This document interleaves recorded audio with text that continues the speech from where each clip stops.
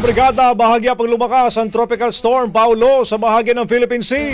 Sa 11 o'clock bulletin ng Pag-asa, huling namataan ng sentro nito sa layong 575 km silangan ng Infanta, Quezon. Taglayang lakas ng hangin na aabot sa 75 km kada oras at bugsong papalo ng hanggang 70 km kada oras.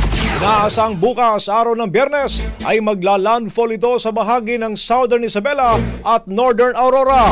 Dahil nasa karagatan pa, inaasang lalakas ito mga kabrigada bilang severe tropical storm ngayong gabi.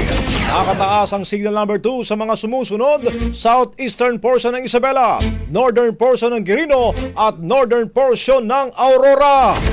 Samantala mga kabrigada, signal number 1 naman sa mainland Cagayan, Isabela, Quirino, Nueva Vizcaya, Apayao, Abra, Kalinga, Mountain Province, Ifugao, Bengueta, Ilocos Norte, Ilocos Sur, La Union, Pangasinan.